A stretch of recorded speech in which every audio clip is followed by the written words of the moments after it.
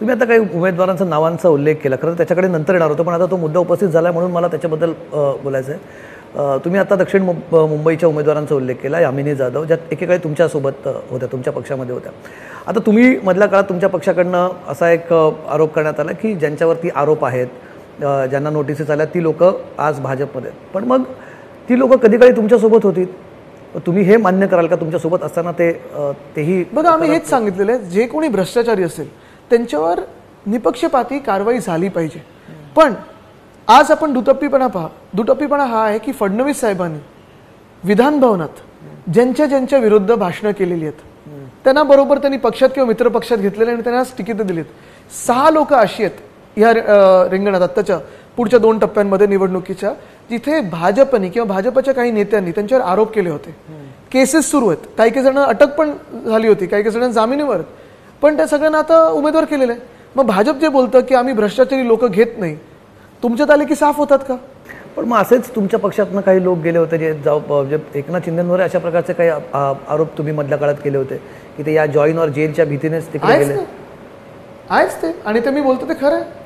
तुम्ही मधल्या काळात एक स्टेटमेंटही केलं होतं की त्यांना काय, त्यांच्याकडे काय गोडाऊनमध्ये पैसे सापडले, की तुमची आधी त्याची तुमची माहिती होती की तुम्ही हा फक्त राजकीय आरोप करता? मला वाटतं ते जे येऊन रडून सांगून गेले 20 मेला वर्षा बंगल्यावर, ते जे आहे ते आहे.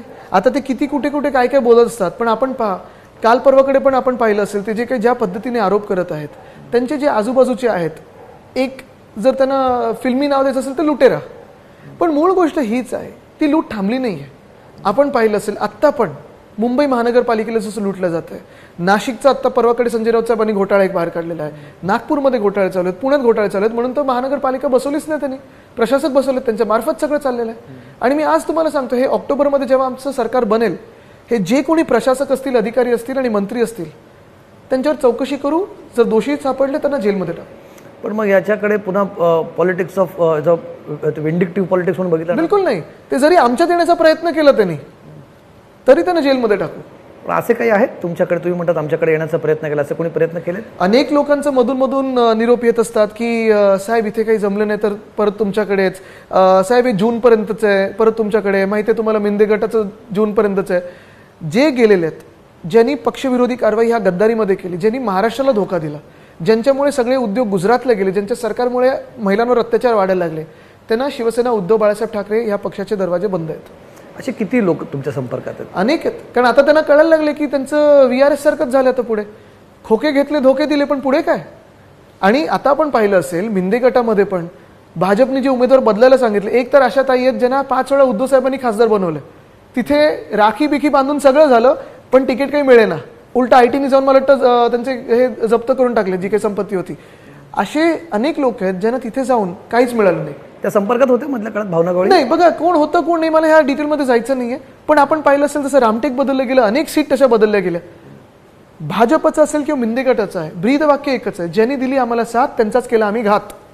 आता मुंबईत बघा ना, गोपाळ शेट्टीजी देशभरातून सर्वात जास्ती लीड घेऊन जिंकून येणारे उमेदवार होते 2 वेळा. त्याच्या आधी अनेक वेळा नगरसेवक म्हणून जिंकलेले आहेत, खूप वेगळ्या स्तरावर काम केलेलं आहे. एका मिनिटात बदललं. भाजपचे अनेक कार्यकर्ते असे मी मोजून दाखवू शकतो ज्यांनी मूळ भाजप, वाजपेयी साहेबांची जी भाजप होती, अडवाणी साहेबांची भाजप होती, मुंडे साहेबांची भाजप होती, महाजन साहेबांची भाजप होती, त्यांच्यासोबत ज्यांनी आम्ही काम केलेलं आहे, ते अनेक कार्यकर्ते ह्या सरकारमध्ये कुठे स्थान आहे? ना केंद्रात आहे ना राज्य सरकारमध्ये.